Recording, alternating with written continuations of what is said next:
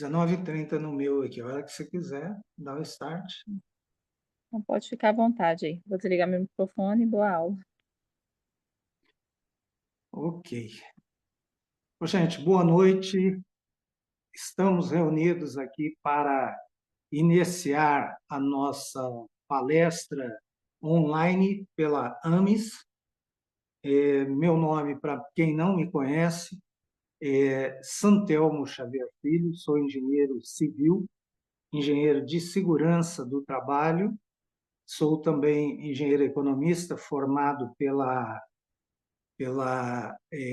Fundação Dom Cabral e estou complementando, nesse momento, minha 11ª pós-graduação, neste sábado, né? Porque falta somente uma aula, depois uma prova do 4º módulo e a apresentação do TCC, que já está pronto.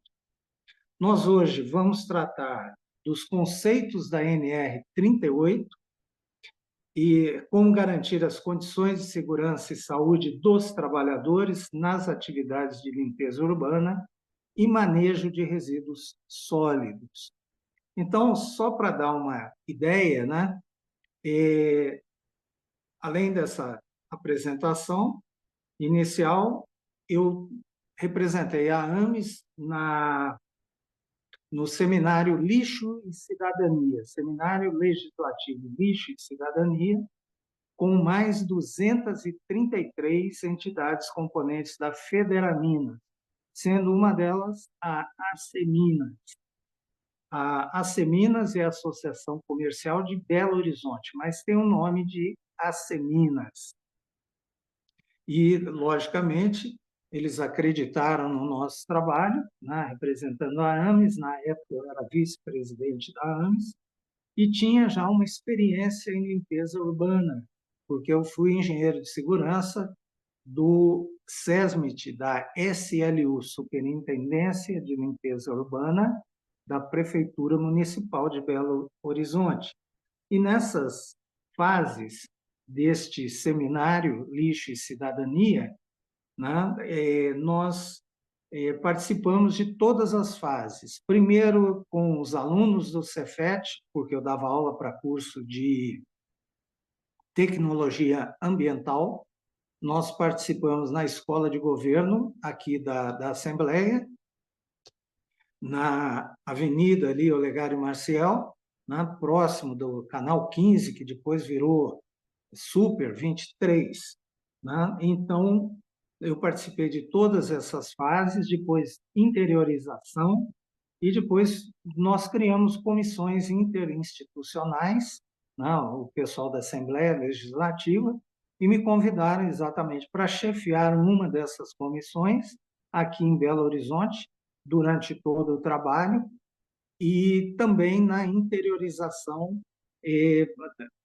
Além da minha parte, eu fiquei com a parte da doutora Maeli Estrela Borges, que era uma arquiteta e ela foi superintendente da SLU, né? A Superintendência de Limpeza Urbana da Prefeitura Municipal de Belo Horizonte. Então, decorrido esse período todo, esse material, né, gerou muito questionamento, tanto aqui em Belo Horizonte quanto nas 10 regiões mineiras, né? Eles dividiram o estado em 10 regiões, e nós saímos região por região, fazendo palestras e captando também informações dos profissionais da área de meio ambiente, né, de engenheiros de segurança, técnicos de segurança presentes a essas reuniões, nesses polos. E também o que houve foi o seguinte: aprendemos também como cada região tinha os seus problemas e as suas soluções. Aprendemos, por exemplo, que no sul de Minas, né, em Pouso Alegre, se você furar o solo praticamente 1,5 m, você já tem água. Então, como fazer um aterro sanitário numa cidade que tem essas condições? Aliás, aterro sanitário é um negócio muito interessante, porque, né, você não pode ter a presença de pessoas morando próximas, não pode ter aeroportos, não pode ter, por exemplo, condições outras, né? Você não pode ter água, vamos dizer, o lençol freático não pode estar aflorando a menos de 15 metros de profundidade, porque você vai ter que fazer uma prevenção para coletar o chorume, para coletar os gases. E existem acidentes que já ocorreram aí no país, né, aqui em Belo Horizonte mesmo. Esse aterro sanitário da 040, que foi exaurido ali próximo daqueles motéis, na hora que você vai para Sete Lagoas, à direita, né? À esquerda ali, a gente tem um pouco antes a Arena do Galo agora, mas eu trabalhei naquele aterro ali, o Lúcio, inclusive, o ex-presidente do CREA, trabalhou lá também, em época posterior, e trabalhei com a parte de parques e jardins, entrei em alguns de gestores de lixo para ver condições das pessoas fazendo as suas atividades de solda, criando iluminamento, porque naquela época você tinha o anexo 4 da NR, aliás, anexo 1 da NR4, né? Falava de iluminamento. Então, nós tínhamos, desculpem, anexo 4 da NR15, falava de iluminamento. Então, nós precisávamos ter, por exemplo, iluminamento adicional, né? O soldador, por exemplo, quando ele retira lá aquela máscara facial, né? Ele tem lá o seu óculos de proteção salva-vista, na hora que ele vai bater a escória sobre uma solda, ele precisa ter um iluminamento, ele precisa dar qualidade nessa soldagem. Ele precisa ter lá, por exemplo, máscara para evitar, né, no futuro, pegar uma pneumonite química.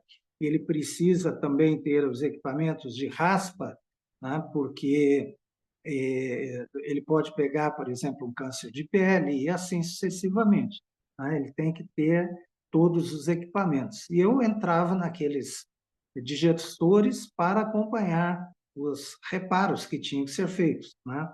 Porque nesses digestores se geravam as compostagens, né? O composto, que serve também como uma coisa seguinte, né?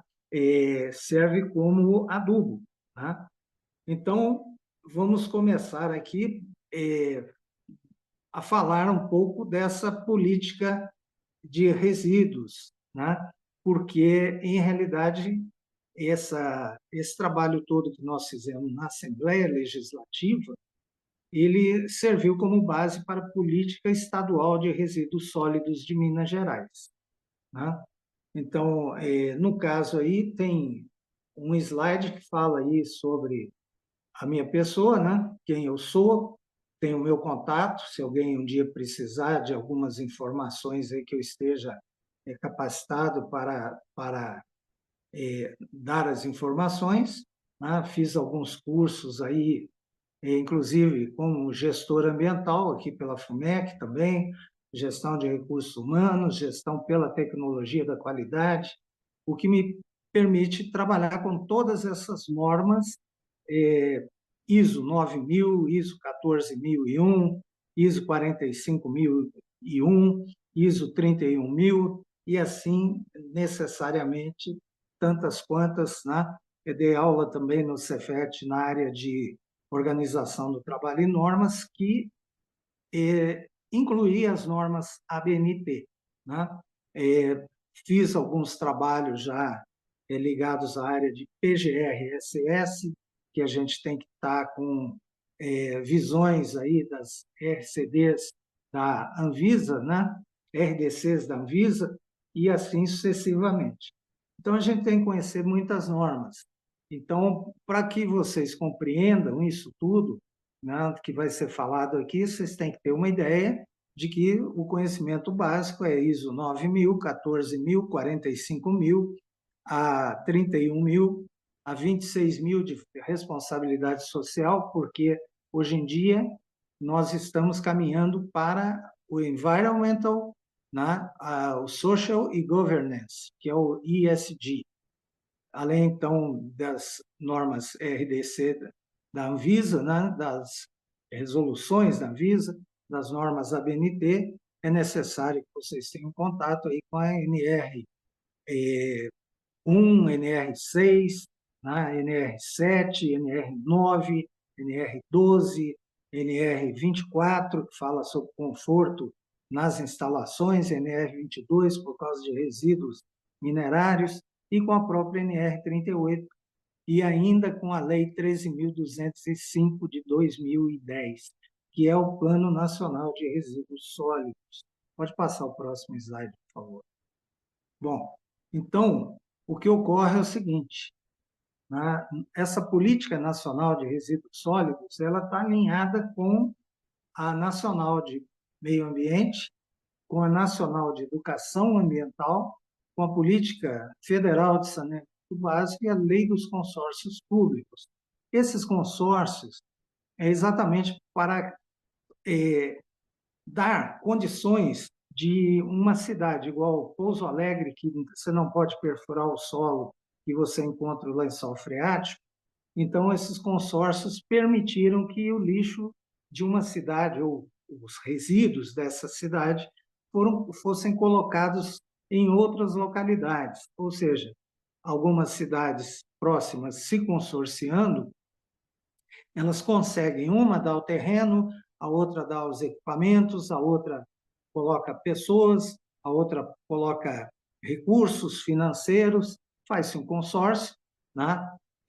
O lixo é recolhido nesses municípios, destinados para um aterro, e, em realidade, a gestão vai sendo circular, né? Quer dizer, cada época, um gestor é de um desses municípios, para que todos eles realmente acompanhem tudo aquilo que está acontecendo ali. Próximo, por favor. O objetivo, então, desse nosso Plano Nacional, né, o Programa Nacional de Resíduos Sólidos, é reduzir o impacto dos resíduos sólidos no meio ambiente. Como eu disse, né, você tem o environmental, que é o meio ambiente, o social, que são as pessoas, a responsabilidade social, e a governance.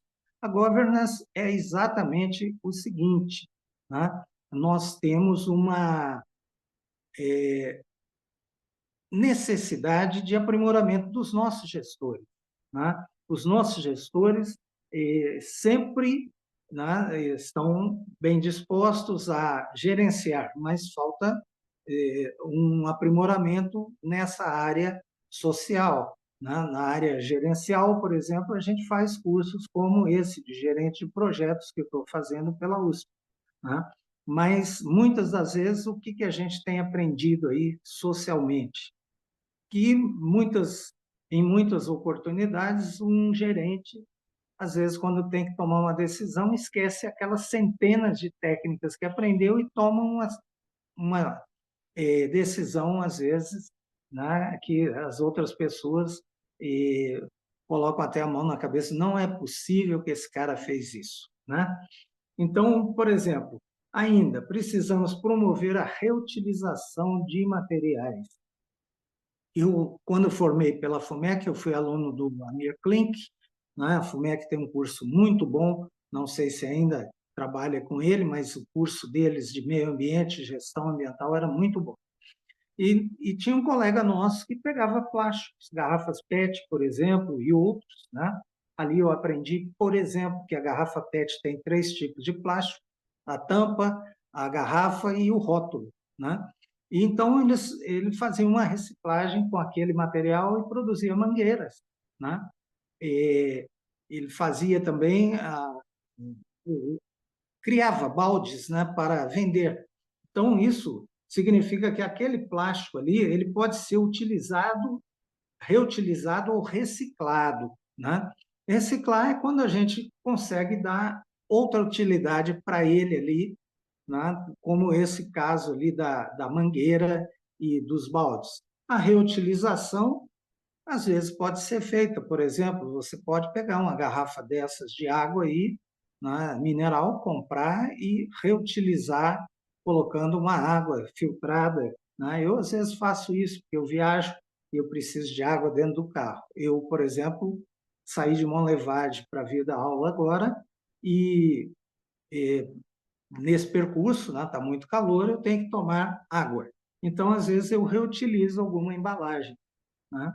E promover também o tratamento dos materiais. Hoje já tem até curso aí voltado para a área de ciência dos materiais. Eu fui professor de materiais de construção no Cefet, né?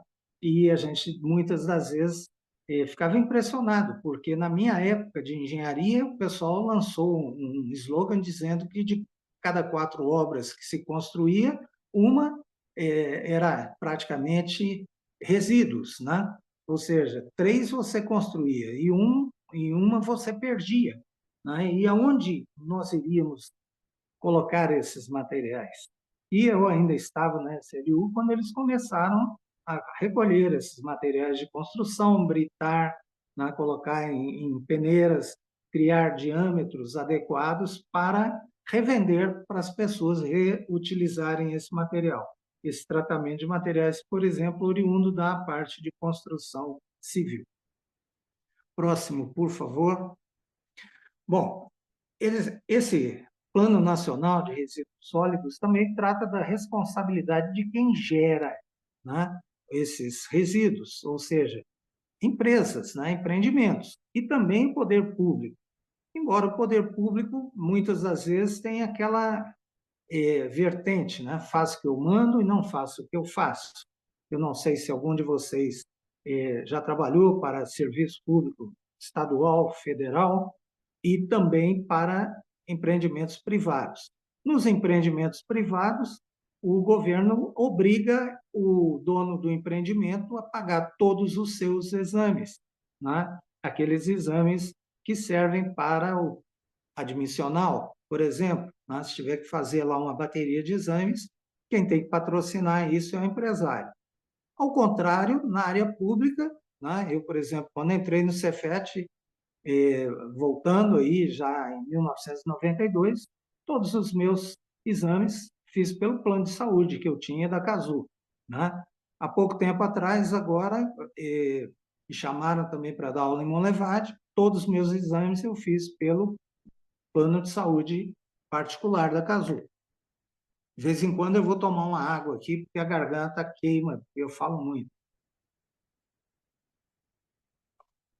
Bom, então é muito interessante, né, que se existe responsabilidade desses geradores, que eles cuidem, né, de colocar, né, esses resíduos de forma adequada, né, que deem a destinação final. Por exemplo, embalagens aí de defensivos agrícolas, né, e não pode ficar jogado fora, e também não pode ser reutilizado. A gente tinha, né, sempre fomos orientados a fazer a tríplice lavagem e depois perfurar, porque senão alguma pessoa que não tem o nosso tipo de conhecimento pega uma embalagem dessa, coloca água, né, para servir a própria família e vai intoxicar a família, né? Agora, esse Plano Nacional também incentiva a economia geradora de trabalho e renda. Quando nós fizemos esse seminário legislativo em Belo Horizonte, nós tínhamos 6 áreas de trabalho. Um deles era a inclusão social, exatamente para tirar o chamado catador do lixão, né? E aí eu vou fazer um parênteses, porque o lixão é um terreno onde você joga o lixo e não tem nenhum tipo de tratamento. Ou seja, ali criam-se vetores, mosquitos, ratos, baratas, cobras, né? Às vezes tem cavalo ali circulando, porcos, urubus, etc, etc, etc, né? Aranhas, escorpiões. Então, existe um outro tipo que é o aterro controlado. Você tem o terreno, você joga ali o lixo, né? Dá uma espalhada nele e depois cobre com a camada entre 20 e 30 centímetros de terra, para evitar que esse lixo fique exposto a esse tipo de vetores. E tem um aterro sanitário, no qual eu trabalhei aí na SLU, que você prepara o terreno, né? E coloca lá drenos para o chorume, que é aquele líquido que percola, e também retira o gás. Esse gás ele é altamente puro, tanto que algumas pessoas, hoje chamam-se vilas, né? Na minha época chamava-se de favela. O favelado chegava e colocava um caninho lá e levava o gás para o seu fogão. Gás puro, com excelente qualidade, chama azul clarinho, né, de pureza, porque aquela vermelha e amarela significa que tem impureza. É uma que preteja a panela, o fundo da panela. Agora, azul clarinha, que tira do aterro sanitário, né, aquele gás metano puríssimo, o cara que levava o gás para casa dele, ele tinha gás de altíssimo nível de qualidade gratuitamente.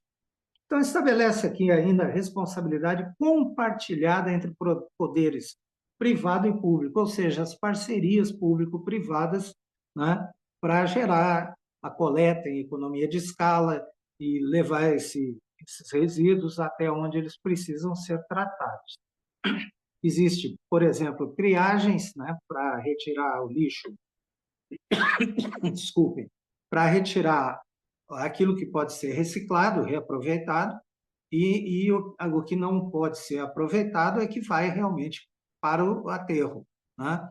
Então, a gente aproveita a maioria das coisas para reciclagem. Tanto que esse plano, no futuro, né, o Planares, ele prevê uma reciclagem até 2042 em termos de 50% desses resíduos. No meu bairro, por exemplo, tem a coleta seletiva, que passa terça-feira, 10 horas da manhã, passa um caminhão e nós aqui colocamos a nossa diarista, sempre bem orientada, ela separa tudo, tudo, tudo, vidro, né, latas, plásticos, papelão, jornal, separa tudo para entrega já bem separadinha para o pessoal. Próximo, por favor.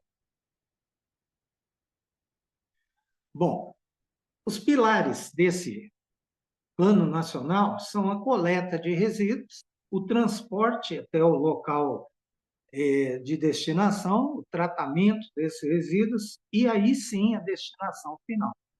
Eu não sei se vocês têm ideia, né, de alguns tipos de resíduos, mas existem resíduos que não podem, por exemplo, ser misturados com água, né, como, por exemplo, eu trabalhei numa empresa no Maranhão que a gente tinha lá resíduos de cuba eletrolítica.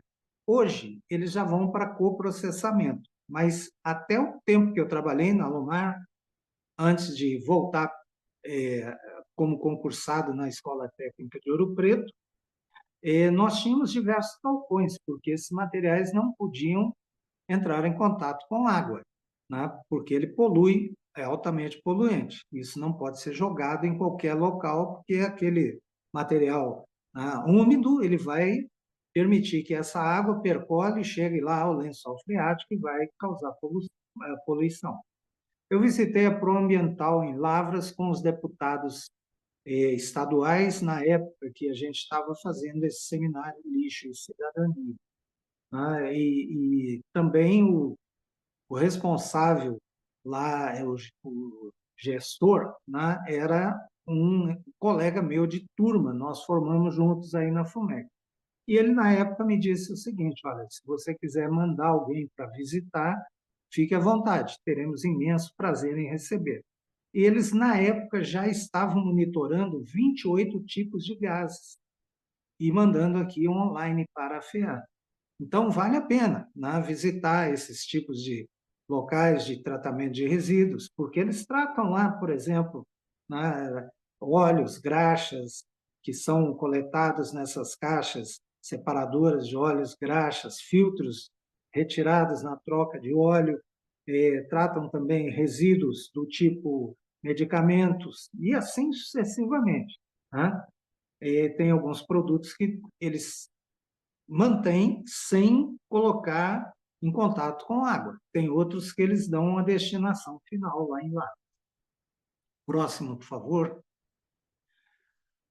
Bom, a abrangência, né, desse material todo, por exemplo, são as embalagens, né? Vocês sabem que hoje tem empresa que contrata pessoas, eu vejo muito na internet, contrata pessoas apenas para montar embalagens. Ela manda o material, o cara monta e devolve, e ganha para isso, né? Tem outras, por exemplo, outros materiais, tipo baterias, né, que não podem ser descartados de qualquer maneira, porque tem lá metais pesados, lítio, né, cádmio, etc., e tem produtos eletrônicos também. A SLU, de vez em quando, se você entrar em contato com eles, eles mandam um caminhão para pegar alguns tipos de materiais, né? Por exemplo, nessas enchentes, móveis, tecidos, roupas que são molhadas aí, misturam com barro, né?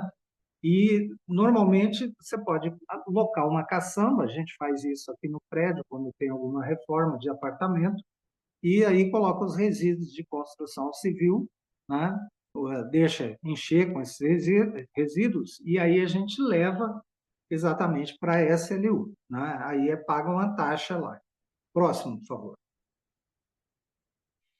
Bom, o Planares é o Plano Nacional de Resíduos Sólidos, né? Ele já foi instituído pelo Decreto 11.043, que está aí de 13 de abril de 2022.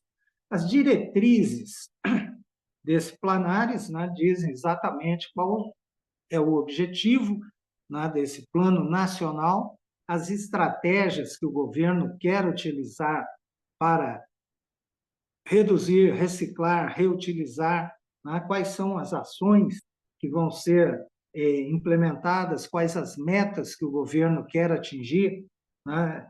Então, você tem ali, além das estratégias, objetivos, metas. O objetivo é o que eu quero, a meta é o quanto eu quero em cada objetivo atingir. E o aprimoramento da gestão de resíduos sólidos no país, porque nós temos um problema, né? Nós temos um problema ligado ao seguinte: tem muitas áreas que não têm esse tratamento adequado, nem de saneamento básico, nem de saneamento ambiental, que nós, por exemplo, temos contato, né? Muitos municípios do país, aí, ou mesmo de Minas Gerais, não têm essa infraestrutura toda, né? Muitas das vezes você tem municípios pequenos com 3.000 pessoas lá e que não tem tanta infraestrutura e tanto pessoal quanto nós temos aqui preparados em Belo Horizonte para, juntos, tentarmos solucionar esse problema. E ele visa também a recuperação, né, o aumento dessa recuperação dos resíduos para cerca de 50% em 20 anos.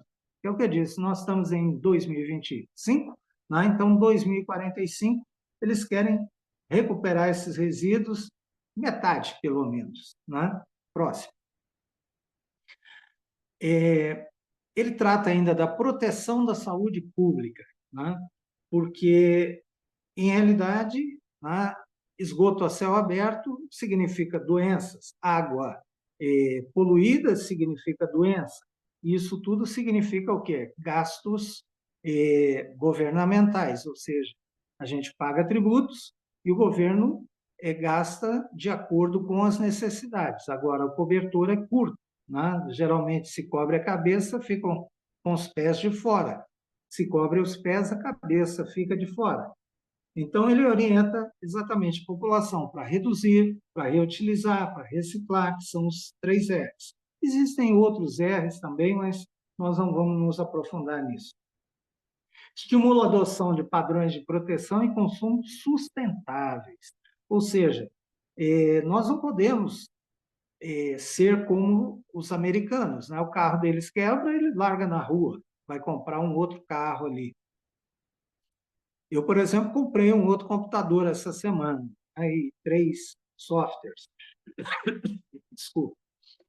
O que ocorre é o seguinte: eu preciso me modernizar porque eu vivo disso, né? Eu vivo de passar conhecimento, então eu preciso ter conhecimento e preciso ter material relativamente suficientemente atualizado. E eu fiquei sabendo que o Windows 10, a partir de agosto, não terá mais a atualização da Microsoft. Então, eu já fui para o Windows 11. E o meu Office já é o 2024. Embora seja licença vitalícia, daqui a pouco eles vão dizer, ó, também não estou atualizando mais.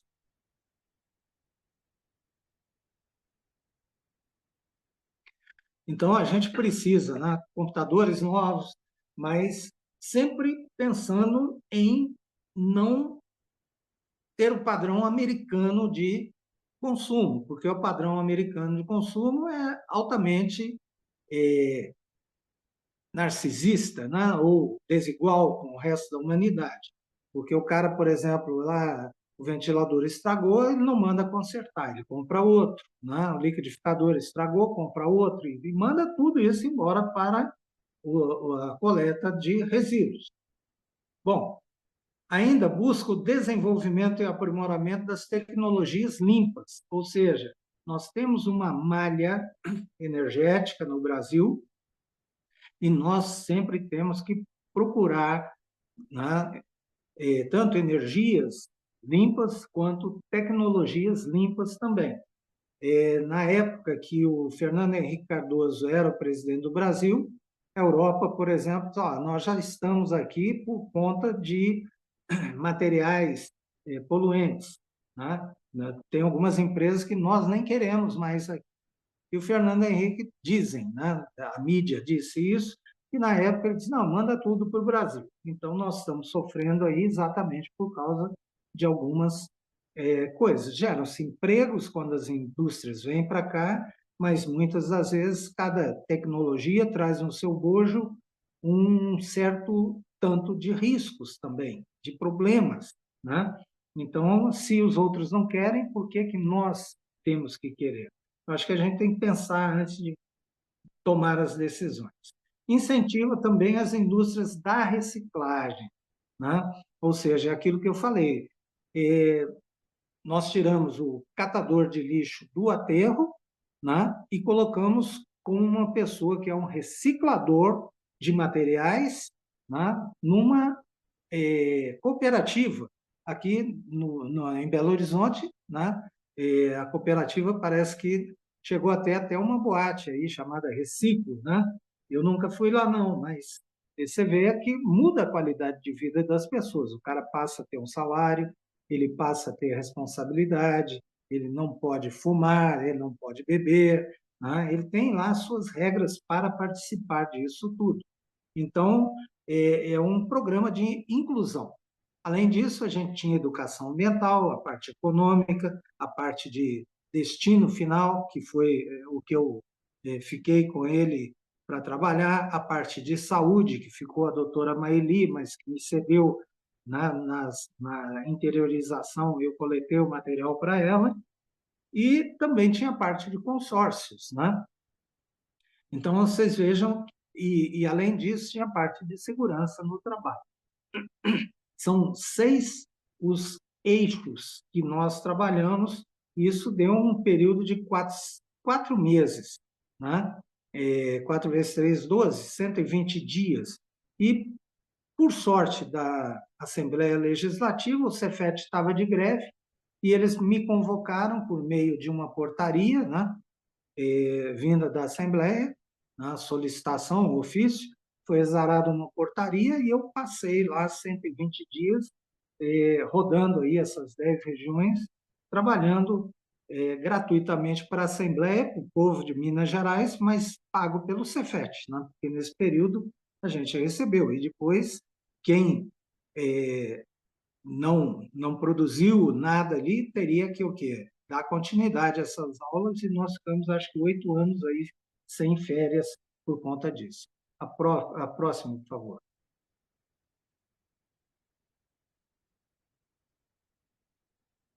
Cíntia, próximo slide, por favor. Bom, então, nós temos aí os resíduos domiciliares. Esse plano nacional ele classifica tudo isso. Vocês têm na sua casa resíduos orgânicos, né? Depois nós vamos detalhar mais. Temos também os materiais que a gente consegue reciclar. Temos resíduos especiais e os rejeitos. Próximo. Os orgânicos são os alimentos. Próximo, por favor. Orgânicos são os alimentos, são os materiais biodegradáveis, são as cascas de frutas, os restos de vegetais, as borras de café, as carnes, né? E assim sucessivamente. Então, muitas das vezes, eu mesmo, quando dava aula para técnicos, avisava, olha, cuidado com esses materiais, tipo casca de fruta. Você pega uma casca de laranja, coloca dentro do saco plástico e deixa ali no sol. O que vai acontecer? O sol vai bater, né? Há uma decomposição, geram-se gases ali, isso pode pegar fogo espontaneamente. Então, a gente, quando dava aula de prevenção e combate a incêndio, já falava sobre isso para os técnicos. Próximo slide, por favor. Bom, os recicláveis são papéis, metais, vidros, plásticos, tudo isso a gente já tem. Pode pular mais um. Papéis, metais, vidros, plásticos, porque, em realidade, isso tudo a gente gera dentro de casa, né? Eu, por exemplo, sou um grande gerador de materiais desse tipo, por causa do tipo de consumo que a gente tem aí em supermercados. Você vai comprar lá, por exemplo, né, uma massa de tomate, você compra hoje, né, um molho vem lá dentro de um vidro e vem com uma tampa de metal. Né? Você vai comprar, por exemplo, uma embalagem aí para clarear uma roupa, por exemplo, né? Eu não lembro muito o nome disso, a esposa compra, mas vem dentro de uma embalagem plástica. E assim sucessivamente. Né? Você compra um pão hoje, vem dentro de uma sacola, um saco de pão. E assim sucessivamente. Vai comprar um guaraná, uma cerveja, vem em metal. E a gente tem que estar preocupado com o descarte disso aí. Próximo. Já os resíduos especiais são as lâmpadas, os pneus, o óleo de cozinha. Nós temos lá na FAENGE, em Monlevade, uma professora chamada Fabrícia e um professor chamado Agostinho, que criaram um projeto chamado Uma Mão Lava a Outra. Né? Esse projeto é o seguinte: você entrega 2 litros de óleo de cozinha, né, utilizados, e eles te dão, em troca, 1 litro de sabão. Né? Eles produzem com esse óleo um sabão que eu ganhei um dia, né, uma embalagem, e colocamos aqui para uso na nossa cozinha, foi muito bom. A minha esposa gostou muito. Então, é uma forma de reciclar esse óleo de cozinha e te devolver como um sabão líquido, né? Tem outras pessoas que foram aprender lá, porque faziam sabão sólido, mas o sabão líquido, lá na nossa unidade em Santa Bárbara, que é um bairro lá de Monlevade, é feito. Né? Também o resíduo que a gente gera, medicamento, às vezes você compra um medicamento, o médico é doido para receitar, pega uma cartela de comprimido, às vezes você sara antes. O que você vai fazer com aquele restante de medicamento? Se você não tomar, ele vai acabar vencendo. Né? Então, você pode, aqui, por exemplo, no meu bairro, tem a farmácia da igreja. Né? Tem médicos lá para isso, tem enfermeiros, né? Tem farmacêuticos. Lá eles vão verificar que tipo de medicamento receberam e se servem para alguma pessoa necessitada. Né? E é muito bom, muito interessante. Tem as baterias também de computador, que você não pode jogar fora, bateria de carro. Né? Bateria de carro, quando acaba, você chama um motoqueiro, o cara traz uma bateria e já leva outra, à base de troca. Pilhas, por exemplo, a gente não pode estar jogando também no lixo. E, principalmente, os equipamentos eletrônicos, que dão até, desculpe, a recuperação de muitos metais, né? Às vezes até de ouro.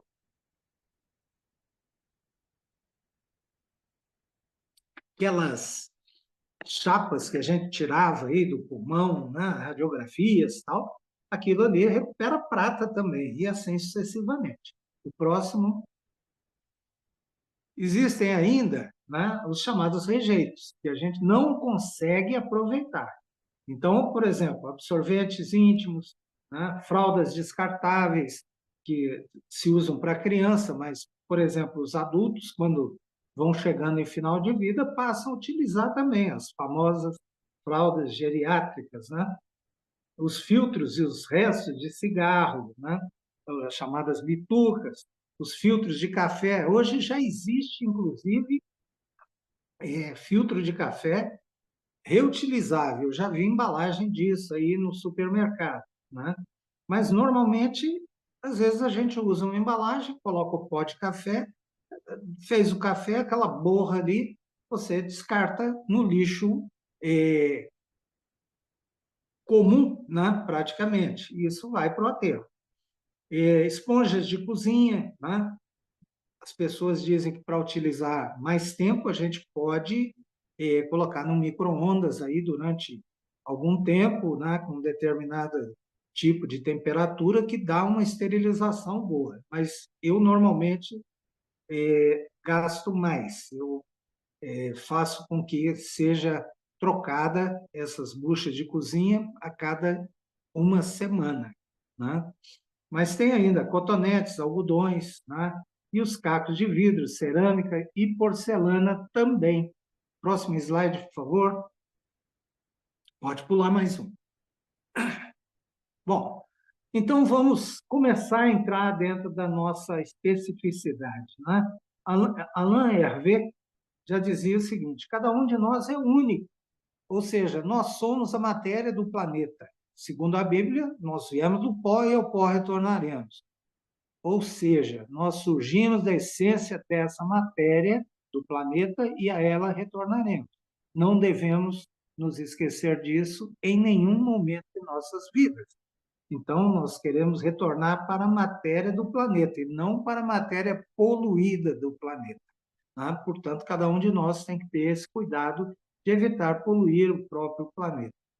Eu fiz parte da prefeitura do Cefet, eu fui prefeito lá, numa época que nós fizemos o seguinte: um seminário sobre as águas, né? E teve um índio lá chamado Cacau Erajequité, que fez o auditório todo do Cefet chorar. Lá o auditório é para quase 440 pessoas, na época, né? Era 439 a lotação. Isso tinha tradução simultânea para 5 tipos de idiomas, né? E ele disse exatamente o seguinte: toda vez que você polui a água, para o índio é como se você estivesse poluindo a mãe dele, né?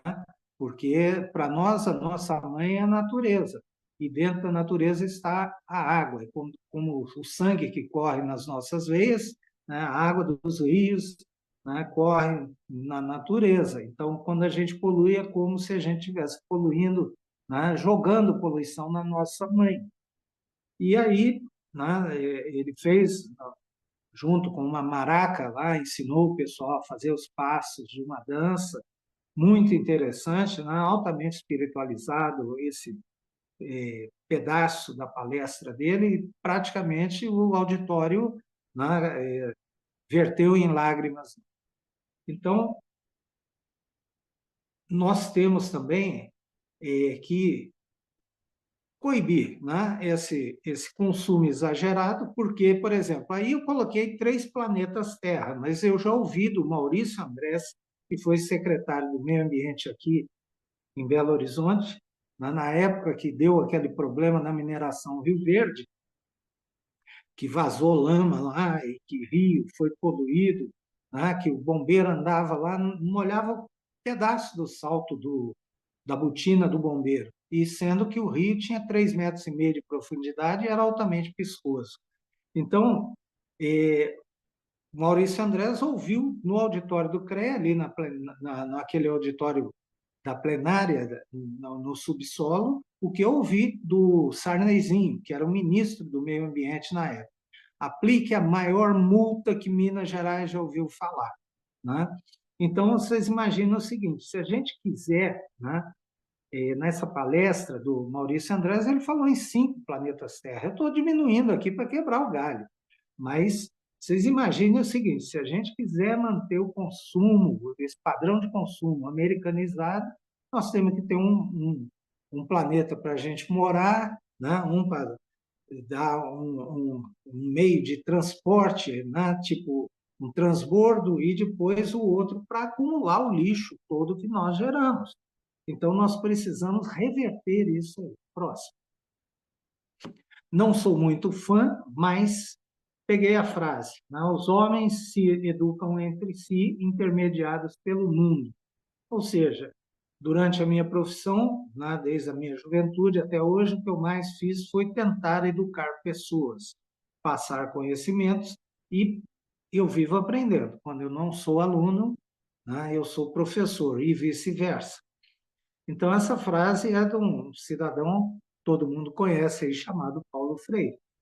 Quase a metade dos brasileiros acredita que o governo é o maior responsável pela resolução dos problemas ambientais desse país. Mas uma grande parte já aposta que cada um de nós deve participar da solução desses problemas, né?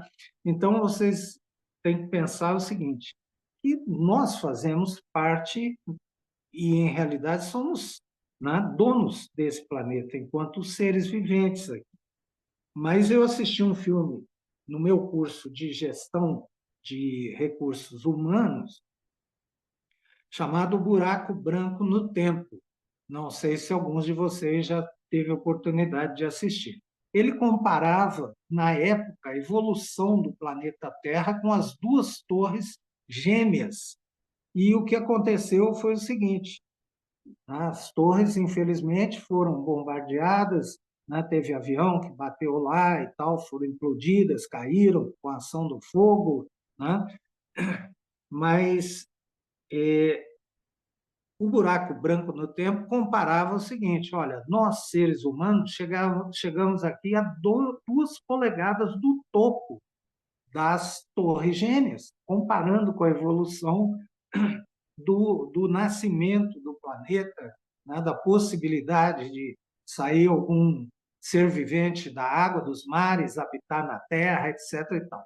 Quer dizer, o ser humano, ele disse, olha, são 5 centímetros, né? 2 polegadas é 2,54 centímetros, são um pouco mais de 5 centímetros. Então, no tamanho todo daquela torre, nós somos praticamente os últimos que chegamos aqui. E os senhores estão vendo aí as mudanças climáticas que nós provocamos.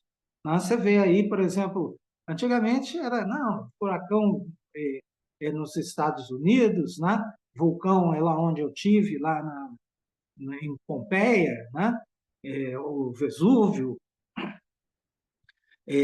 maremoto, terremoto é lá no Japão. Agora nós temos tudo isso aqui no Brasil já, né? De vez em quando a terra treme, né? Não é só porque é jogo do Galo ou do Cruzeiro, que vai ter um aí no final de semana, mas nós temos aí terremotos, já temos esses eventos, né, de furacões, o vento já chega a 150 quilômetros por hora em alguns locais, e assim sucessivamente, né? Nós precisamos, então, proteger o planeta, porque se nós quisermos ter vida longa aqui, nós temos que ter habitabilidade nessa casa que nós estamos morando, que é o planeta Terra. Próximo, por favor. Então, o nosso amigo Gil Reiner, em 1992, ele traduziu isso muito bem. Se quisermos ter menos lixo, precisamos rever o nosso paradigma de felicidade humana. Ter menos lixo significa ter mais qualidade, menos quantidade, mais cultura, menos símbolos de status, mais esporte, menos material esportivo, mais tempo para as crianças, menos dinheiro trocado, mais animação, menos tecnologia de diversão, mais carinho e menos presente. Né? Então, vocês veem o seguinte, é uma visão, né? E eu sou ambientalista e já ouvi muitas vezes o pessoal dizer, não, vocês são melancia, tá? Vocês são verdes por fora porque defendem o meio ambiente, mas são comunistas por dentro, são vermelhos e tal. Eu não sou nada disso, né? Eu sou diplomado pela Escola Superior de Guerra, ou seja, eu sou de direita, né? Não de direita político-partidária, mas de direita, né? Nós queremos o quê? Desenvolvimento do país. Nada melhor do que a época que eu vivi em Ouro Preto, quando nós tínhamos um governo militar. O meu salário foi o melhor naquela época, né? Nunca se implantou tanta tecnologia. Eu dava aula com 12 bancos label do acordo do café, vindos de um acordo europeu, da Alemanha, e assim sucessivamente. Um dia eu e um outro professor, que era meu coordenador, fomos num congresso de cientistas lá e de professores de escolas técnicas em Santa Catarina. Todo mundo ficou de queixo caído. Pô, mas vocês têm 12 bancos óticos, nós aqui temos apenas um. São Paulo tinha um, né? Santa Catarina tinha um, Ouro Preto tinha 12, ou seja, cada aula que eu dava, montava ali uma aula, e dois alunos manuseavam o banco ótico. É diferente dessas outras escolas que o professor fazia a demonstração e o aluno assistia 40 dentro de uma sala de aula. Ou seja, o cara não manuseava nada, né? E eu vejo o seguinte, se eu falo aqui, só vocês captam 10%. Se eu falo e mostro alguma coisa, vocês captam 20%. Agora, vão para um laboratório comigo e vocês vão captar 70%, porque vão botar a mão na massa. Próximo, por favor. Então, por exemplo, a negligência das políticas públicas para o desenvolvimento sustentável, que é o que a gente vê muitas das vezes, porque político, né, muitas das vezes, vamos pegar um exemplo aí, Clodovil morreu, não está aí mais para se defender. Mas, perguntado, Clodovil, qual é o seu plano aqui dentro do Congresso Nacional? Não, eu não tenho plano nenhum. Eu quis arrumar um emprego para mim. Eu quis melhorar a minha qualidade de vida, minha qualidade financeira. Mas, Clodovil, você teve 500 mil votos. Só votaram em mim porque quiseram. Então, você vê que nível de político que nós chegamos a ter nesse país, né? Então, essa negligência das políticas públicas gera crescimento populacional descontrolado. Quando eu fazia algumas entrevistas aí ao vivo com a Rede Globo, né, nas épocas de enchentes, alguns anos atrás, quando eles me convidavam, o jornalista falava comigo, ó, doutor, 6 meses atrás não tinha nada aqui, olha lá agora, você chega a ter prédio de 3 andares, uma ocupação altamente desordenada. Eu fui chefe do escritório do CREA em Ouro Preto, né? Eu cheguei a pedir para o pessoal, prefeitura, para o próprio CREA, aqui um plano diretor para onde Ouro Preto vai crescer. E cresceu para os morros, porque ninguém criou o plano diretor, né? Cresceu para os morros. Agora o cara sobe e eu pergunto, aonde vai o esgoto que esse cara produz? Será que alguém leva uma rede de esgoto lá no alto do morro para ele? Eu tenho uma preocupação muito grande o dia que der uma chuva, como deu lá e na região serrana do Rio de Janeiro, aqueles morros de Ouro Preto descerem todos, né? E é lógico que a gente preocupa, mas eu não posso fazer nada mais do que tentar esclarecer a população, né? Ocupação desordenada do solo, né? Isso aí é o que eu falei. O cara invade e cria. E aí ainda você vê o político falar assim, não, vai lá, cria sua casa, daqui a pouco eu mando um veículo lá, né, uma linha de ônibus, mando colocar luz, né, e assim sucessivamente. Quer dizer, muitas das vezes nós temos essa orientação errônea, né, porque o político quer voto, ele vive disso, senão ele não se reelege. Falta de amor ao próximo. Então, isso é muito comum, esse negócio que eu estou dizendo, né, da responsabilidade social. O egocentrismo exacerbado também, né, gera, porque uns querem ter tudo. Eu, por exemplo, um dia assisti uma entrevista da senhora Cláudia Raia, uma ótima atriz, né, bailarina também, dizendo que tinha 600 pares de sapato. Mas ela não é uma centopeia, então, quando ela usa 599 estão o quê? Sem utilidade nenhuma, né? É o consumo exagerado. Para quê? Né? Tem gente que tem aí, por exemplo, coleções de carros. Já vi muitos desses artistas famosos, Ronivon, Roberto Carlos, terem eh, essas coleções de carros antigos e tal, né? Tudo bem, mas eu vejo que é um consumo exagerado. Eu, por exemplo, atualmente tenho um, já tive dois. São dois IPVAs, né? São duas taxas de licenciamento. Se você vai de levar no mecânico 2 veículos, tal, cheguei à conclusão seguinte: eu preciso de um, né? E troquei os dois apenas por um novo. Está funcionando bem, ótima qualidade, estou satisfeito. E a produção excessiva de resíduos, porque nós realmente produzimos muitos resíduos. Nós temos que compreender isso, né?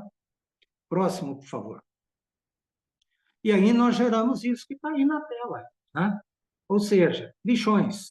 Minas Gerais, nessa época que eu fiz esse seminário, tinha 666 lixões. E você ouvia pessoas dizendo: ó, tem prefeitos aqui que jogam lixo na beirada do córrego, porque quando vier a enchente, leva para a cidade que se citou abaixo. É um problema. Então, isso é uma das coisas que nós não queremos, é o lixão. Por exemplo, nem aterro controlado. Nós temos que ter o quê? Aterros sanitários, temos que ter incineração e gerar o quê? Gerar energia com lixo, igual já na Europa é feito há muito tempo.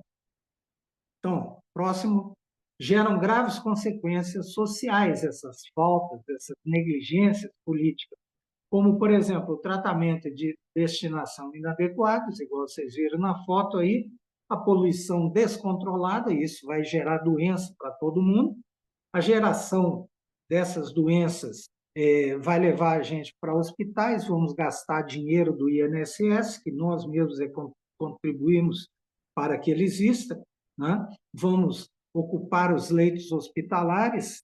Outro dia passou aí, o Risoleta Neves, todo mundo no corredor, né? Cheio de macas lá, fica quase intransitável. Eu fico pensando, eu que sou especialista em prevenção e combate de incêndio, né, pela minha formação, e os engenheiros de segurança o são também, como é que a gente vai ter uma rota de fuga ali?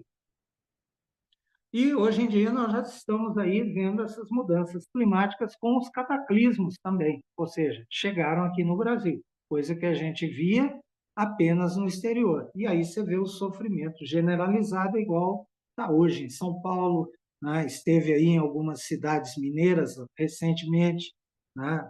Ipatinga, outras cidades próximas da região, há um tempo atrás, em outra época, Rio Casca, e assim sucessivamente. São Paulo agora.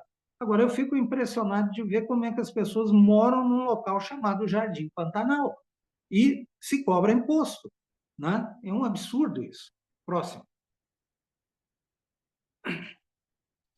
Então, Manuel Bandeira, né, um grande poeta brasileiro, escreveu o seguinte: vi ontem um bicho na imundície do pátio, catando comida entre os detritos. Quando achava alguma coisa, não examinava e nem cheirava. Engolia com voracidade. O bicho não era um cão, não era um gato, não era um rato. O bicho, meu Deus, era um homem. Então, a gente sabe que o ser humano tem os sentidos, né? Tato, paladar, olfato, audição. Quando a gente começa a perder isso, nós estamos caminhando para a morte. Então, por exemplo, uma pessoa que tem paladar não consegue comer comida estragada no lixo. Então, você vê que esse ser humano já está numa subcondição, né, de sobrevivência. E, às vezes, está ali, né, brigando com os cachorros, com os porcos, com os urubus, para ver se arruma algum tipo de alimento. Isso é uma das coisas que nós nos debatemos há muito tempo, desde que eu fui engenheiro de segurança da SLU. Briguei muito, né? Bom, só para vocês terem uma ideia, né, não deve ser novidade para ninguém, está aí o tempo de decomposição. Próximo slide, por favor. O aço, por exemplo, demora 100 anos ou mais para se decompor. O alumínio, de 200 a 500 anos. A cerâmica tem prazo indeterminado. Tanto que encontram aí, de vez em quando, nesses cemitérios indígenas, cerâmica intacta e dentro ali, né, alguns ossos de seres humanos, né, alguns materiais com os quais eles foram enterrados, né, e assim sucessivamente. Uma simples goma de mascar que a gente jogar ali demora para se decompor em torno de 5 anos. Em São Paulo tinha equipes no metrô que vinham lá com um balde e uma espátula retirando chicletes do chão, né? E às vezes o cara conseguia resgatar um balde de chicletes, goma de mascar, então, que é um absurdo. Corda de nylon, né? Eu não utilizo, eu utilizo atualmente de aço, estou tentando aprender a tocar guitarra aí, estou sofrendo com isso, mas uma corda de nylon dura 30 anos quando jogada no meio ambiente. Uma embalagem dessa, Tetra Pak, longa vida, dura até 100 anos. É lógico que existem já algumas formas de reciclar. Desculpa. Por exemplo, na embalagem Tetra Pak pode servir para fazer até telha. Aí, né? A outra que serve também para telha é tubo de pasta dental, né? E assim sucessivamente, tubos plásticos, por exemplo. Próximo slide. Os metais, por exemplo, e seus componentes demoram 450 anos para se decompor. Papel e papelão, 6 meses. Plásticos e embalagens, utilizados em embalagens de equipamentos, em torno de 450 anos. Pneus indeterminados. Sacolas e sacos plásticos, 100 anos ou mais. Vidros, cerca de 4.000 anos. O vidro pode ser reciclado indefinidamente, né? Eu trabalhei em fábrica de alumínio. Alumínio é energia pura. Próximo slide, por favor. As embalagens PET duram aí, se jogadas, né, no meio ambiente, mais de 100 anos. E a gente já tem no mar aí algumas ilhas de plásticos. E temos algumas áreas em alguns desses oceanos que não têm vida, o que é pior, não tem mais nada, né? Como eu disse, os filtros de cigarro demoram 5 anos, as esponjas que a gente usa aí para lavar uma louça, se jogada fora no meio ambiente, o prazo de decomposição é indeterminado, o isopor também, as louças, idem, e as luvas de borracha ainda também indeterminadas. Próximo. Mas, em compensação, a gente tem aí os benefícios da reciclagem. Ou seja, quando a gente recicla, a gente polui menos o ar, a água e o solo. Nós temos uma norma chamada NR25, que fala sobre resíduos. Resíduos industriais, né? E eu, quando trabalhava dentro das empresas, eu era obrigado a tratar com essa norma também. Reciclando, nós geramos maior qualidade de vida da população, porque eu mando menos coisa para aterro, eu preciso ocupar menos terra para materiais inservíveis, não jogo em lixões, né? Não jogo em aterro controlado e assim sucessivamente. E o próprio aterro, se eu consigo retirar parte desse material para reutilizar, reciclar, eu aumento a vida útil desse, né? Além disso, por exemplo, eu gero empregos, porque, em realidade, é como nós dissemos, nós tiramos o pessoal da catação de lixo e fazemos com que eles virem o quê? Recicladores de materiais. E cria-se também muita empresa, igual a desse colega nosso aí, da FOMEC, né? Que com plásticos de garrafa PET ele fazia mangueiras, fazia baldes e gerava empregos. Gera maior receita, maior concorrência entre, né, as pessoas que entram no mercado, ocorre uma menor perda de energia, né, e uma menor ocorrência de enchentes também, porque muitas desses materiais eles vão parar no lixo, né, vão parar dentro dos bueiros. Eu já vi aqui na minha rua pessoal da área de construção civil de um prédio que foi feito recentemente no quarteirão de cima, que a maceira, os caras numa chuva estavam jogando aquele resto de concreto dentro da enchente na calçada. Aquilo vai para dentro da boca de lobo, vai entupir tubos quando ela sedimentar em algum lugar, né? Agora, engenheiro tem obrigação de olhar isso. Não é possível, parece que o engenheiro não vai na obra hoje. Próximo, por favor. Algumas coisas, por exemplo, né, dessas reciclagens, nós também podemos falar em termos de economia, né? Como, por exemplo, às vezes é muito comum rodízio de automóveis nas grandes cidades. Hoje em dia já existe em São Paulo há muito tempo o rodízio de carros. Então, você Se a tua placa está proibida naquele dia, você tem que pedir carona a alguém, ou então você vai ter que pegar metrô ou ônibus. E muitas das vezes, um percurso que você faz no metrô, de 15 minutos, você gasta 3 horas na superfície com um veículo. Utilize transporte coletivo ou de massa, preferencialmente. Fazer rodízio de carro com os amigos, regular o motor, poupa combustível. Eu, por exemplo, vim na rodovia agora, saí de Monlevade em torno de 3h45, mais ou menos, da tarde. O tanto de caminhão que eu vi desregulado, jogando aquelas nuvens de fumaça, né, poluentes, é um absurdo. Agora, ninguém para, tem barreira. Né? Aqui em Belo Horizonte tinha, eu formei técnicos para isso. Aí, na área de transportes e trânsito, ou sistemas viários, que depois uniu o curso um com o outro, por causa do CREA e do MEC, né?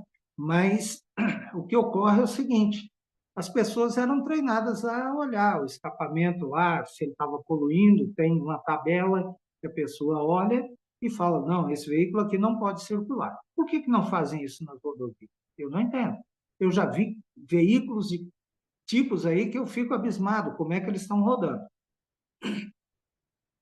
Os transportes públicos consomem 1/13 da energia gasta por um veículo para o mesmo número de usuários, ou seja, né, se eu pego o meu carro, vou gastar 13 vezes mais do que se eu pegar um veículo de massa. Próximo. Aí vem a área que eu trabalhei em São Luís, né? Reciclagem de alumínio gera uma poupança energética que chega a 96%, ou seja, por isso que a gente fala que alumínio é energia pura, né? É quase que uma poupança energética. O alumínio, ele vem da bauxita, a gente trata isso numa refinaria, né?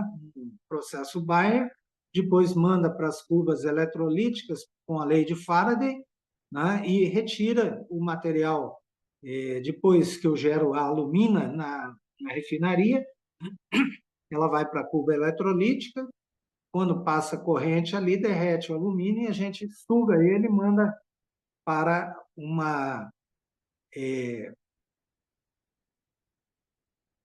local onde são feitos lingotes, né? Então, a gente faz esses lingotes e depois manda para o mundo inteiro aí. Então, uma poupança muito grande quando a gente pega aí latinhas dessas jogadas, né, no lixo aí e consegue refazer o alumínio, tá? Uma alta porcentagem de reciclagem, vale a pena. Próximo, por favor. Os plásticos também, né, a reciclagem gera 88% de economia de energia. Próximo. No vidro, já é 70% de economia incorporada ao produto original, sendo que, quando eu estou reciclando, eu evito de gastar 50% dessa água, né? Como se fosse para fazer o primeiro lá. Próximo. Bom, até R$ 135 por tonelada a gente consegue, né? Esse valor pode estar, às vezes, defasado, mas pode ser atualizado, né? A gente gasta para poder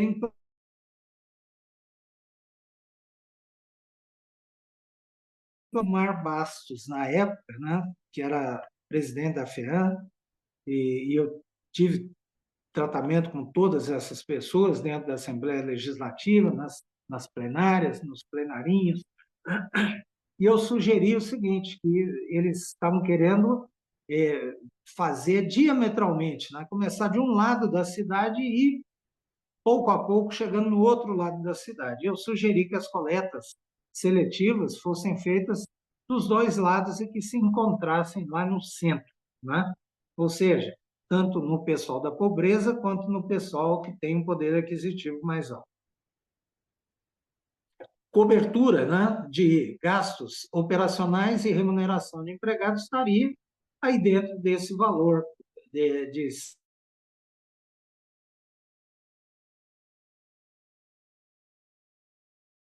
transbordos e disposição final do lixo não selecionado também estaria sendo observada por meio desse investimento. Próximo, por favor. Em relação ainda às dicas de reciclagem, nós temos aí pilhas, contêm metais pesados, poluem o solo por 50 anos. Então, eu não posso estar jogando uma pilha em qualquer tipo de lugar. Existem, né, locais adequados, alguém que capta isso, e geralmente quem gera o produto é obrigado a dar o destino final dele e dar o destino final. Igual esse negócio de embalagens que eu falei aí, por exemplo, você pega uma embalagem de defensivo agrícola, né? Você tem que retornar ao fabricante, né? O pessoa que te vendeu o produto. Então, ele vai dar o destino final. Pneu, por exemplo,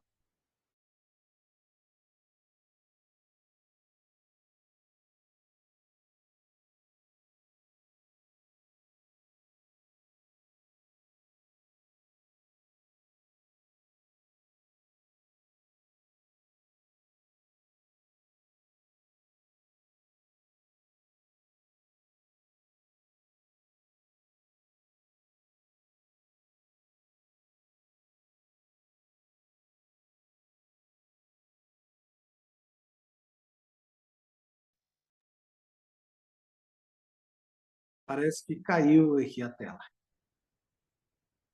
Alô?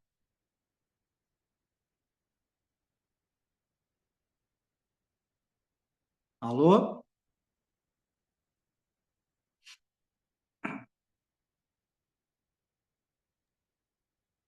Parece que a câmera está desligada.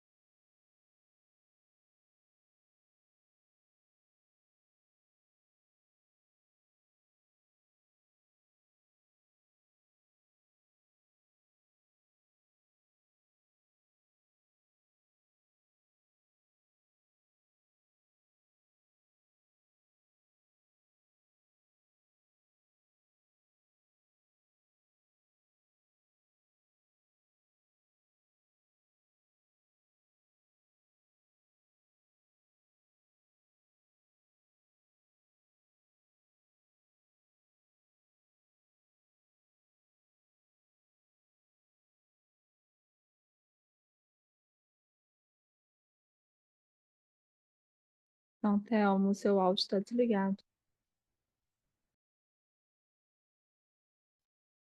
Ele desligou aqui na hora que eu bati aqui sem querer. É porque eu fui bater para gerar o ingresso nessa novo é, ícone que você me mandou aqui. Então, voltando aqui, volta um slide, né? Passa só um aí, por favor, que passa o próximo slide, por favor, que eu retorno aqui no meu. Alô? Cíntia? Eu voltei para dicas de Alô? reciclagem. Oi, tá me escutando? Eu voltei para dicas de reciclagem.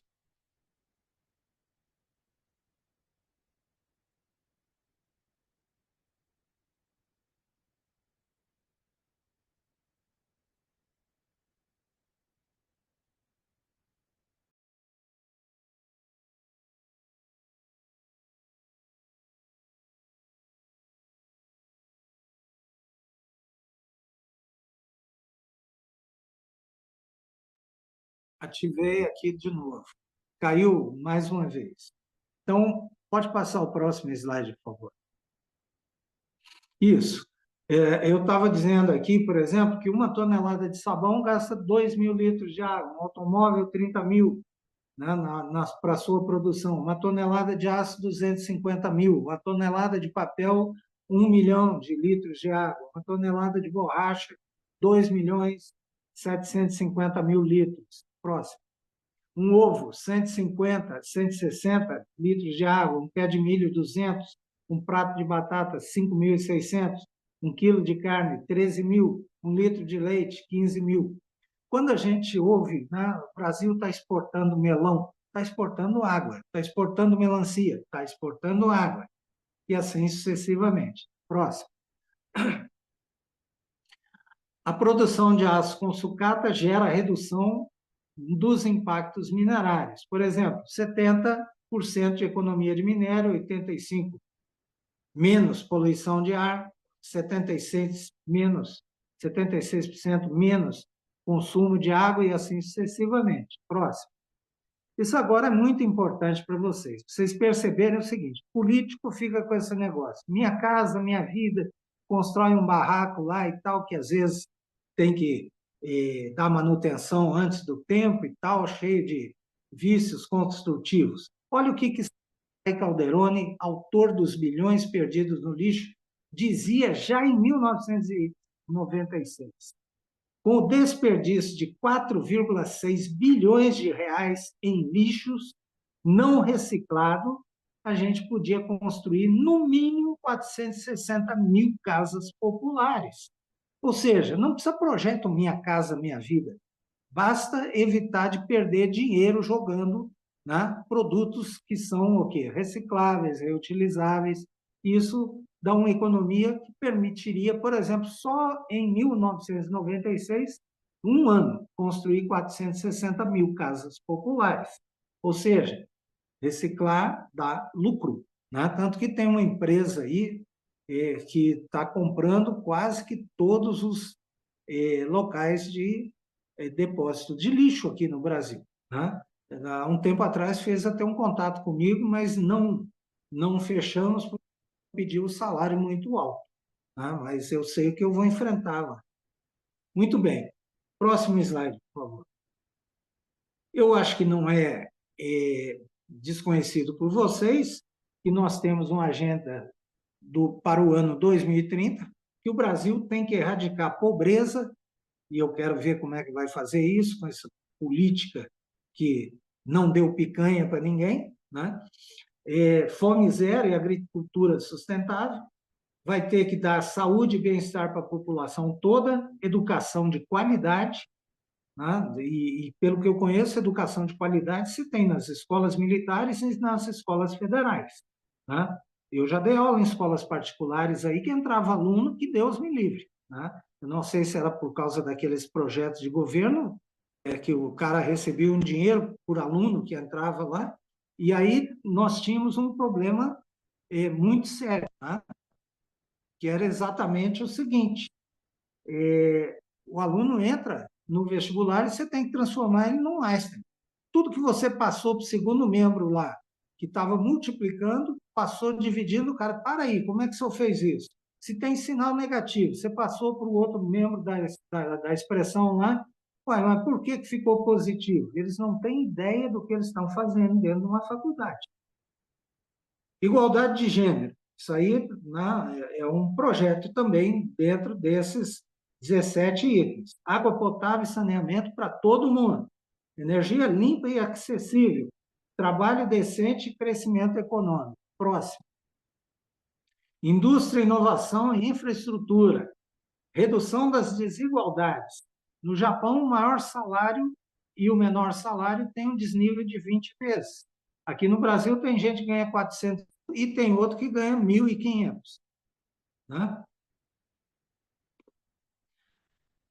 Bom, cidades e comunidades sustentáveis, consumo e produção responsável, ação contra a mudança global do clima, vida na água, vida terrestre, paz, justiça, instituições eficazes, parcerias e meios de implementação. Próximo.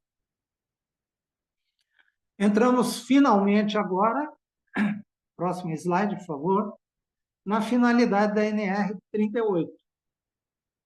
Próximo slide, por favor. Estabelecimento de requisitos e medidas de prevenção. Isso é o objetivo, né? O objetivo da NR 38, que visa a garantia das condições de segurança e a saúde dos trabalhadores nas atividades de limpeza urbana e no manejo de resíduos sólidos. Essa é a norma que nós temos que tratar, com todo esse conhecimento que eu já falei com vocês anteriormente. Aí. Próximo slide, por favor. Campo de aplicação.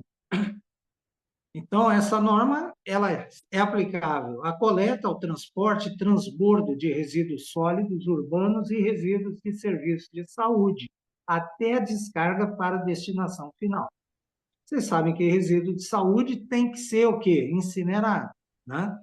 Mas, Professor, assim, o slide travou, não está passando. passou agora. Então, né, eu já fiz PGR-SS para algumas empresas aí, né? São normas Anvisa. E tudo isso aí que eu falei sobre transporte, transbordo de resíduos sólidos, resíduos de saúde até a descarga para a destinação final, tem que ser observado. Né? Você não pode, você tem que ter um contrato. Por exemplo, uma empresa que faz gastroenterologia, ela não pode descartar de qualquer forma os seus resíduos. Né? Lá você tem agulhas, tem que ter Descartex, você tem que ter os sacos nas cores que a norma da Anvisa diz. Né? Você não pode ter, por exemplo, uma lixeira quadrada, porque dá cantinho, ali fica difícil de limpar. Né? É tudo cheio de normas. Por exemplo, ainda trata da capina, roçagem, poda de árvores, manutenção de áreas verdes, raspagem, pintura de meios fios. Né? E próximo, por favor. Pode pular 2. Mais um. Considera-se, então, resíduos sólidos urbanos, para fins dessa norma, na NR 38, os resíduos domésticos e aqueles originários de atividades comerciais, industriais e de serviços, em quantidade e qualidade similares às dos resíduos domésticos, que, por decisão do titular do empreendimento, sejam considerados resíduos sólidos urbanos, de acordo com as normas existentes e vigentes no país, desde que tais resíduos não sejam de responsabilidade de seu gerador nos termos da norma legal ou administrativa de decisão judicial ou de termo de ajustamento de conduta, e os resíduos originários das atividades outras referidas no item 38.2.1 da norma regulamentadora 38. Próximo. Ela não se aplica a resíduos industriais abrangidos pela NR 25, que são os resíduos industriais, né? Que a gente tem que evitar a poluição do solo, da água e do ar. Eu trabalhei muito dentro de siderúrgicas, de petroquímica, de vez em quando, né? De cimenteiras, a gente usa muito essa norma NR 25. Resíduos dos serviços públicos de saneamento básico também não estão dentro da norma NR 38. Resíduos da construção civil. Os agro-silvopastoris também não. Tem norma até específica para isso. Resíduos de serviços de transporte e resíduos de mineração. Nada disso está contemplado dentro da NR 38. Próximo, por favor. Essa norma, em suas disposições gerais, ela diz que a organização tem que manter registro atualizado de todos os logradouros em que desenvolve suas atividades por rota, frente de serviço ou pontos de coleta. Isso serve muito para o pessoal que trabalha na área de coleta urbana, com identificação dos pontos de apoio, suas características e definição do tipo de atendimento prestado aos trabalhadores. Próximo. Esse registro tem que conter o quê? Rota, extensão da área de trabalho ou setor, as distâncias percorridas pelos empregados, suas características dentro daquela área de trabalho. Eu não sei se vocês sabem, esses garis são meio maratonistas, eles correm em torno de 35 quilômetros por dia, atrás daqueles caminhões, né? Tipo Cuca, PPT, etc. e tal.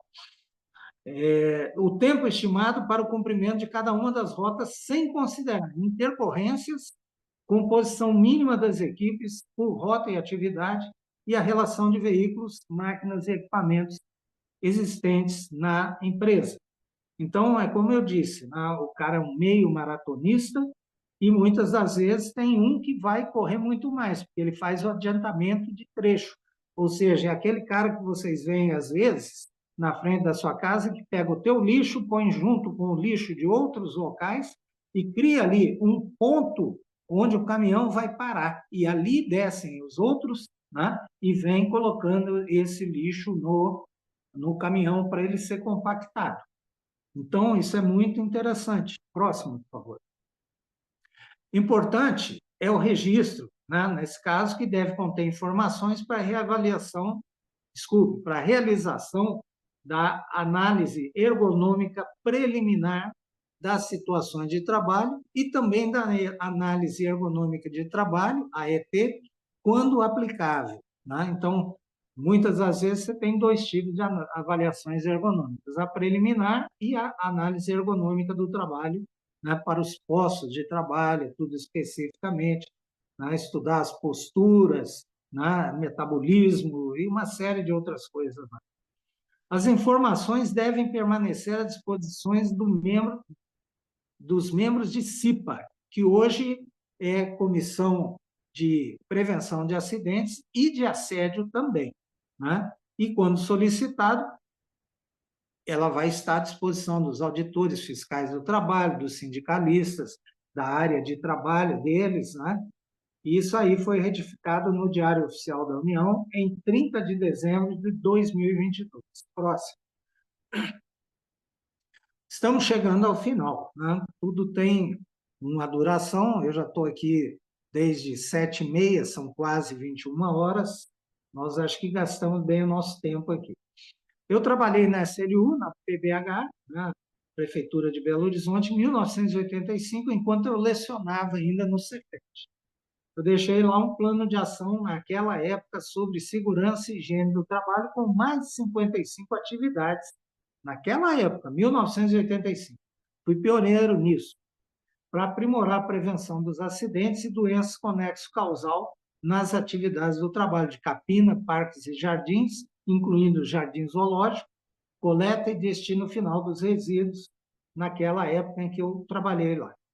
Briguei tanto lá que eu perdi o meu emprego. Disseram que eu estava querendo, né, ganhar muito território lá, principalmente os vereadores de Belo Horizonte, né, pediram a minha cabeça lá. Agora, 20 anos depois, eles tiveram que baixar a bola e me chamar para trabalhar. Mas antes disso, né, eu dava aula para alguns auditores, né, se transformarem em auditores fiscais do trabalho aí e tal. Aí eu fui convidado para dar palestra no Confia. E quando eu terminei de dar palestra no Confia, o Cefet pagou, inclusive, a minha passagem para isso lá, né? Não fiquei hospedado, eu terminei de dar palestra e peguei o... Aliás, fiquei hospedado de um dia para o outro. E terminei a palestra, peguei um táxi, fui para o aeroporto e vim embora, né? Só que é o seguinte, quando eu terminei a palestra, desceu o meio auditório. Olha, eu queria uma cópia desse trabalho seu e tal. Eu perguntei, onde vocês trabalham? Na Prefeitura de Belo Horizonte. Aí eu dei risada. Falei, pô, nós todos trabalhamos na Prefeitura de Belo Horizonte. É só vocês procurarem na SLU, vocês têm a cópia lá gratuita do plano que eu deixei lá. E daí, lógico, né, nós fomos... eu fui contratado para trabalhar pela Montreal, fui reformar outros fornos. Na Uzi Minas, nós retiramos 1.200 caminhões de resíduos, numa reforma do Alto Forno 3. Né? Resíduos de diversos tipos. Por exemplo, refratários, daquelas chapas de alto forno, né? de blocos de carbono, e assim sucessivamente. Resíduos, por exemplo, de alimentação, né? E outros que a gente tinha lá, por exemplo, como marmitex, aquelas embalagens, né? Tintas, latas de tintas, pincéis, etc. Muito resíduo, 1.200 caminhões de resíduo. E 20 anos depois, o pessoal bateu na minha porta, acho que compreenderam que eu tinha razão, naquela época que eu trabalhei na SLU, e me pediram exatamente para fazer parte dessa equipe do Seminário Lixo e Cidadania da Assembleia Legislativa. Como resultado disso tudo, depois de 11 visitas nas 10 regiões, porque teve uma em Tuiutaba e outra em Uberaba, nós trouxemos muitas, mas em torno talvez de mais de 1.100, né, propostas. E dessas propostas nós conseguimos aprovar numa manhã 409 numa plenária na Assembleia Legislativa. E isso aí resultou num livro lá, mas não tem meu nome, não. Tem lá dizendo que eu fui um dos componentes da equipe, mas na hora de compor o livro lá não aparece o nome de quem fez, não.